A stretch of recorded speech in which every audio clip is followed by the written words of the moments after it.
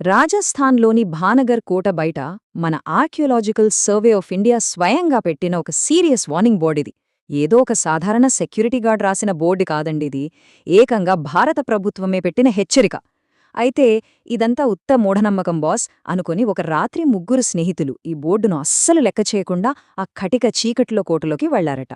ఆ దట్టమైన చీకట్లో వారిలో ఒకరు కాలు జారి పాత బావిలో పడిపోయారు. మిగిలిన ఇద్దరు కంగారుగా ఆయన్ని బయటకు తీసి హాస్పిటల్కి తీసుకెళ్తుండగా దారిలో కార్ యాక్సిడెంట్ అయి ముగ్గురు అక్కడికక్కడే ప్రాణాలు వదిలేశారు. స్థానికులు దీన్ని కేవలం ఒక ప్రమాదమనరు, అది ఆ కోట శాపమంటారు. రూల్ బ్రేక్ చేసినందుకు ఆ దెయ్యాల కోట తీసుకున్న బలి అని బలంగా నమ్ముతారు. ఒక్కసారి ఊహించుకోండి, అసలీ భానగర్ చుట్టూ ఇంతలా భయం అలుముకోవడానికి కారణమేంటి? ఆ ముగ్గురు స్నేహితుల మరణం, చీకటి పడితే ఆ కోటలో వినిపిస్తాయంటున్న అరుపులు, ఇవన్నీ వింటుంటేనే ఒళ్ళు జల్దరిస్తోంది కదూ. అయితే ఈరోజు మన ఈ ఎక్స్ప్లెయినర్ లక్ష్యమేంటంటే, ఈ భయానక కథల వెనుక ఉన్న అసలు నిజాన్ని బయటపెట్టడం. కేవలం గాలివాటం కథలు కాకుండా చరిత్ర, ఆధునిక సైన్స్, అలాగే ఆ ప్రాంతపు జంతుజాలం, భౌగోళిక పరిస్థితులను బేస్ చేసుకుని అసలి దెయ్యాలకోట రహస్యాన్ని లాజికల్గా డీకోడ్ చేద్దాం. ఈరోజు మనం ఒక 6 ఇంట్రెస్టింగ్ విషయాలని చూడబోతున్నాం. అవేంటంటే 1. భానగర్ కథలు. 2. కనిపించని చారిత్రక ఆధారాలు. 3. భయం వెనుక ఉన్న సైన్స్. 4. వన్యప్రాణుల నిజమైన ముప్పు. 5. భానగర్ అసలు ఎలా పతనమైంది. మరియు లాస్ట్ బట్ నాట్ లీస్ట్ 6. అపోహలు ఎందుకు సజీవంగా ఉంటాయి. సరే, ఇక ఆలస్యం చేయకుండా సూపర్ సస్పెన్స్తో కూడిన ఈ జర్నీని స్టార్ట్ చేద్దాం. మొదటి భాగం, భానగర్ కథలు. అసలు భానగర్ అనగానే బయట వినిపించే కథలేంటో ముందు చూద్దాం. 1573వ సంవత్సరంలో కట్టిన ఈ నగరం ఒకప్పుడు చాలా అద్భుతంగా ఉండేది. ఏకంగా 9000 ఇళ్ళు, పెద్ద పెద్ద రాజభవనాలు, కిటకిటలాడే మార్కెట్లతో కళ్లకళ్లలాడుతూ ఉండేది. కాని ఆశ్చర్యమేంటంటే, నేడు ఆ కోటలో ఏ ఒక్క ఇంటికి పైకప్పు లేదు. అవును, మీరు విన్నది నిజమే. ఎవరైనా పైకప్పు కట్టినా అది వెంటనే కుప్పకూలిపోతుందని అక్కడివారు చెబుతుంటారు. ఒకప్పుడు అంత గొప్పగా ఉన్న ఈ నగరం అకస్మాత్తుగా ఇలా ఎందుకు మారిపోయింది? దీనికి సమాధానంగా జనాలు 2 కథలు చెప్తుంటారు. మొదటిది బాబా బాలునాథ్ అనే సాధువు కథ. కోట నీడ తన ఆశ్రమంపై పడకూడదన్న ఆయన కండిషన్ను బ్రేక్ చేసి ఎత్తైన భవనాలు కట్టడంతో ఆయన ఇచ్చిన శాపం వల్ల ఈ నగరం నాశనమైందని అంటారు. ఇక రెండోవది మరింత భయానకమైనది. అదే తాంత్రిక్ సింఘ్యా స్టోరీ. రత్నావతి అనే ఒక అందమైన యువరాణిని సొంతం చేసుకోవడానికి ఆ తాంత్రికుడు ఒక ప్రేమ పాణ్యాన్ని ప్రయోగిస్తాడు. కాని ఆ యువరానికి విషయం అర్థమైపోయి ఆ పానీయాన్ని ఒక పెద్ద రాయి మీద పోసేస్తుంది. ఆ రాయి వెళ్లి ఆ తాంత్రికుణ్ణి చిదిమేస్తుంది. చనిపోతూ చనిపోతూ వాడు ఈ నగరం మొత్తం సర్వనాశనమైపోతుంది అనే ఒక ఘోరమైన శాపం పెడతాడు. ఈ పాత శాపాల కథలు అటుంచితే, అక్కడ నిజంగానే మేం దెయ్యాలను చూశాం, భయంకరమైన ఫీలింగ్స్ అనుభవించాము అని చెప్పేవాళ్లు చాలామందే ఉన్నారు. రాత్రివేళల్లో ఏవో వింతైన ఏడుపులు వినిపిస్తాయని, ఎవరో తమను ఫాలో అవుతున్నట్లు నీడలు కనిపిస్తాయని పర్యాటకులు చెప్తుంటారు. బాలీవుడ్ వాళ్లక్కూడా ఇలాంటి అనుభవాలే ఎదురయ్యాయట. సినిమా షూటింగ్ టైంలో పరికరాలు సడన్గా ఆగిపోవడం లాంటివి జరిగాయి. పల్లవి అనే ఒక జర్నలిస్ట్కైతే ఏకంగా హార్ట్అటాక్ వచ్చేంత పనైంది. తన స్కూటీ సడన్గా ఆగిపోతే పక్కన ఎక్కడ్నించో ఒక గుర్తు తెలియని వ్యక్తి వచ్చి ఆ బండిని టచ్ చేయకుండానే స్టార్ట్ చేసి వాళ్లకు నువ్వు కావాలి అని భయపెట్టి మాయమయ్యాడట. వింటుంటేనే గూస్బంప్స్ వస్తున్నాయి కదా. ఇక మన రెండవ భాగం, కనిపించని చారిత్రక ఆధారాలు. ఇప్పటివరకు మనం కథలు విన్నాం, కాని ఇప్పుడు అసలు కథలో అసలు ట్విస్ట్ ఏంటో చూద్దాం. ఈ భయానక కథలకు బేస్ ఎక్కడుందో తెలుసా? ఇదే అసలైన షాకింగ్ నిజం. భానగర్ శాపాలకు మూలకారణమని మనం ఇందాక చెప్పుకున్నాం ఆ అందమైన యువరాణి రత్నావతిగాని, ఆ భయంకరమైన తాంత్రిక్ సింఘ్యాగాని, అలాగే బాబా బాలునాథ్ గాని, వీరెవ్వరూ చరిత్రలో ఉన్నట్లు కనీసం ఒక్కటంటే ఒక్క ప్రూఫ్ కూడా లేదు. Zero, nothing. ఎలాంటి శిలాశాసనాల్లోనూ నాటి రికార్డ్స్లోనూ వీరి పేర్లే లేవు. దీన్ని బట్టి ఏమర్థమవుతుంది?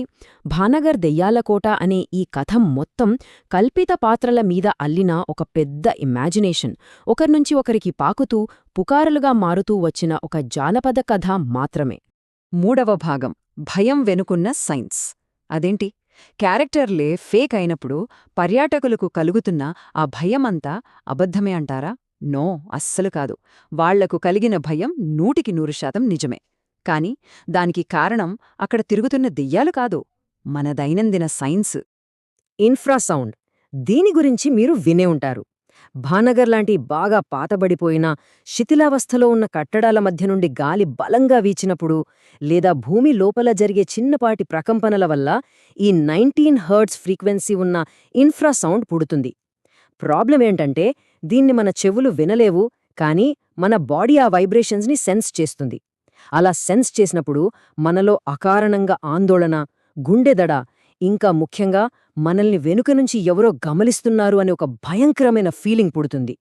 ఇంగ్లండ్లో విక్ టాండీ అనే సైంటిస్ట్కి తన ల్యాబ్లో సరిగ్గా ఇదే 19 హెర్ట్జ్ ఫ్రీక్వెన్సీ జనరేట్ అయినప్పుడు దెయ్యాన్ని చూసిన ఫీలింగ్ కలిగింది.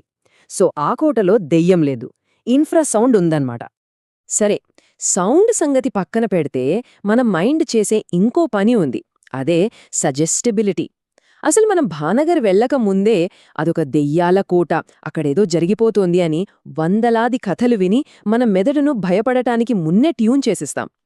లండన్లోని ఒక యూనివర్సిటీ వాళ్ళు హాంట్ ప్రాజెక్ట్ అని ఒక ఎక్స్పెరిమెంట్ చేశారు. జస్ట్ ఒక ఖాళీ గదిలో జనాల్ని కూర్చోబెట్టి ఈ గదిలో వింత శక్తులున్నాయి జాగ్రత్త అని చెప్పారు. అంతే, అక్కడ ఏమీ లేకపోయినా జనాలు నిజంగానే వణికిపోయారు. అంటే మనం ముందే ఫిక్స్ అయిపోవడం వల్లే మనకు భయం కలుగుతోంది తప్ప అక్కడ ఏదో ఉందని కాదు. ఇక మూడవ లాజిక్ వింటే మీరు ఖచ్చితంగా నవ్వుకుంటారు. దీన్నే పెరెడోలియా అంటారు. మనుషుల మెదడుకు ఉన్న ఒక వింత లక్షణమేంటంటే అది ప్రతి ఆకారంలోనూ ప్రతి నీడలోనూ ముఖాలను వెతుకుతూ ఉంటుంది.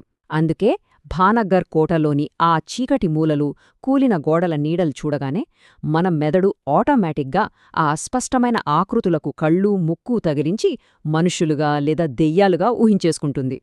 దీన్ని బట్టి మీకు క్లియర్గా అర్థమయ్యే ఉంటుంది, అక్కడ మనల్ని భయపడుతున్నది దెయ్యాలు కాదు, మన సొంత మెదడే ఆడుతున్న మాయాజాలం. 4వ భాగం, వన్యప్రాణుల నిజమైన ముప్పు. ఓకే, సైన్స్ అన్నాం, సైకాలజీ అన్నాం. అయితే మరి భానగర్ కోటలో రాత్రిపూట తిరుగుతే అసలు ఏ డేంజరే లేదా? ఉందండి, డెఫినెట్గా ఉంది. కాని ఆ ముప్పు దెయ్యాల వల్ల కాదు, జంతువుల వల్ల. ఒక్కసారి ఇక్కడున్న ఈ కంపారిజన్ చూడండి, మీకు మొత్తం క్లారిటీ వచ్చేస్తుంది. రాత్రిపూట ఆ కోటలో వినిపించే మహిళల ఏడుపు శబ్దాలేంటో తెలుసా? అవి అక్కడ తిరిగే హైనాల అరుపులు. హైనా అరుపులు వినడానికి అచ్చం మనుషులు ఏడ్చినట్లే ఉంటాయి. ఇక మనల్ని వెంబడిస్తున్నట్లు అనిపించే నీడలు, భయం, ఇవన్నీ ఇందాక మనం మాట్లాడుకున్న ఆ 19 హెర్ట్జ్ ఇంట్రాసౌండ్ వల్లే కలుగుతున్నాయి.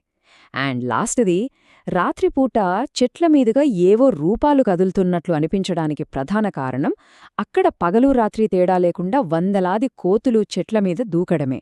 సింపుల్ లాజిక్ దొరికేసింది కదా. అసలీ ముచ్చటంతా విన్నాక ఈ ఎక్స్ప్లెయినర్ స్టార్టింగ్లో మనం చూసిన ఆ ఏఎస్ఐ బోర్డ్ ఎందుకు పెట్టారో మీకీ పాటికే అర్థమైపోయింటుంది. భానగర్ కోటకు జస్ట్ 50 కిలోమీటర్ల దూరంలోనే సెరిస్కా టైగర్ రిజర్వ్ ఉంది.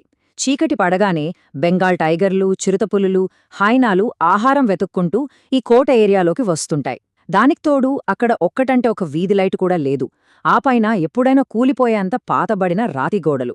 రాత్రిపూట సరదాకి వెళ్లే పర్యాటకులు ఈ అడవి జంతువుల బారిన పడకూడదనే ఉద్దేశ్యంతోనే గవర్నమెంట్ ఆ ప్రవేశాన్ని బ్యాన్ చేసింది. అంటే దెయ్యాల మీద భయంతో కాదు, జస్ట్ పబ్లిక్ సేఫ్టీ కోసం తీసుకున్న ఒక చిన్న యాక్షన్ అది. 5వ భాగం, భానగర్ ఎలా పతనమైంది. ఇక్కడ మన ముందుకొచ్చే ఫైనల్ క్వశ్చన్ ఒకటుంది. చేతబడులు, దెయ్యాలు, శాపాలు ఇవేవీ నిజం కానప్పుడు ఒకప్పుడు 9000 ఇళ్ళు, వేలాది మంది ప్రజలతో ఒక రేంజ్లో బతికిన ఆ అద్భుత నగరం ఎందుకు పూర్తిగా శిథిలమైపోయింది? దీనికి ఆన్సర్ మన చరిత్రలో చాలా క్లియర్గా రికార్డయ్యింది. 1573లో మొదలైన ఈ నగరం 1720 వచ్చేసరికి రాజకీయ ఆధిపత్య పోరులో జైపూర్ రాజు సవాయ్ జైసింగ్ చేతిలోకి వెళ్ళిపోయింది. అక్కడతోనే దీని వైభవం సగం తగ్గిపోయింది. కానీ అసలు ఫినిషింగ్ టచ్ ఇచ్చింది మాత్రం 1783లో జరిగిన ఎల్ నీనో వాతావరణ మార్పు. దీనివల్లొచ్చిన చాలీసా కరువు అంతా ఇంతా కాదు, రాజస్థాన్ హిస్టరీలోనే ఒక భయంకరమైన కరువు. కనీసం గుక్కెడు నీళ్లు, పిడికెడ ఆహారం లేక జనాలు బతుకు జీవుడా అంటూ ఆ నగరాన్ని వదిలేసి ఎక్కడికో వలస వెళ్ళిపోయారు. అంటే వాతావరణం తీసుకొచ్చిన ఆకలి చావులే ఈ నగరాన్ని ఖాళీ చేసే తప్ప ఈ మాంత్రికుడి శాపమో కాదనమాట. 6వ భాగం, అపోహలు ఎందుకు సజీవంగా ఉంటాయి. అన్నీ ఇలా ప్రూఫులతో సహా క్లియర్గా ఉన్నా కూడా ఈ దెయ్యాల కథల్ని మనమెందుకు వదిలిపెట్టట్లేదో, సైకాలజీ ఇక్కడ ఎలా వర్కౌట్ అవుతుందో చూద్దాం. నిజం చెప్పాలంటే వాతావరణం బాగాలేక ప్రజలు ఊరు వదిలి వెళ్లారు అనే ఒక బోరింగ్ పాయింట్ కంటే ఒక దుర్మార్గుడైన మాంత్రికుడు భయంకరమైన శాపం పెట్టాడు, నగరం సర్వనాశనమైపోయింది అనే డ్రమాటిక్ స్టోరీ వినడానికే మనకి ఇంట్రెస్ట్ ఎక్కువగా ఉంటుంది. ఈ చార్ట్ చూస్తే మీకే అర్థమవుతుంది. సగానికి సగం కారణం కథల పట్ల మనకున్న ఆసక్తే. ఇక రెండవది, భారతదేశపు అత్యంత భయంకరమైన కోట అనే ఆ ఒక్క ట్యాగ్లైన్ చాలు కదా రోజుకి వేలాది మంది పర్యాటకులను రప్పించడానికి. వాళ్లమీద బతుకుతున్న లోకల్ బిజినెస్ వాళ్లు ఈ అపోహలను ఎందుకు తొలగిస్తారు చెప్పండి. దీనికి తోడు సోషల్ మీడియాలో దెయ్యాల కథలకు వచ్చే వైరల్ వ్యూస్ గురించి మీకు తెలిసిందే. ఇవన్నీ కలిసే భానగర్ అపోహను ఎప్పటికీ బతికి ఉండేలా చేస్తున్నాయి. ప్రముఖ శాస్త్రవేత్త మేరీ క్యూరీ చెప్పిన ఒక అద్భుతమైన మాట భానగర్కు 100% సరిపోతుంది. మనం దేనికి భయపడక్కర్లేదు, దాన్ని జస్ట్ అర్థం చేసుకోవాలి అంతే అంటారామె. మనం తెలియక దెయ్యమనో భూతమనో భయపడతాం, కానీ దాని వెనుక ఉన్న సైన్స్, చరిత్ర, జంతుశాస్త్రం ఇలా లాజికల్గా ఆలోచిస్తే ఆ భయం దానంతట అదే మాయమైపోతుంది అనడానికి భానగర్ ఒక బెస్ట్ ఎగ్జాంపుల్. సో ఫైనల్గా మీరు ఆలోచించాల్సిన విషయం ఒకటుంది. భానగర్ వెనక దెయ్యాలు లేవని, ఇన్ఫ్రాసౌండ్, జంతువులు, ఒక ఘోరమైన కరువు మాత్రమే ఉన్నాయని మనమిప్పుడు చాలా క్లియర్గా తెలుసుకున్నాం కదా. అయినా కూడా ఈ నిజం కంటే ఆ దెయ్యాల కోటలో ఏదో ఉందనే ఆ సస్పెన్స్ అండ్ థ్రిల్నే మనం లోపలెక్కడో కోరుకుంటాం కదా. అవును, మనిషికి థ్రిల్ అంటే ఇష్టం, కానీ వాస్తవాన్ని అన్వేషించడంలో ఉండే మజా ఇంకా గొప్పగా ఉంటుంది అని మర్చిపోకండి. సో ఈ ఎక్స్ప్లెయినర్ ద్వారా భానగర్ అసలు రహస్యం మీకు లాజికల్గా అర్థమైందని ఆశిస్తున్నాం. ఇలాంటి మరో ఇంట్రెస్టింగ్ అండ్ థాట్ ప్రొవోకింగ్ టాపిక్తో మళ్ళీ కలుద్దాం.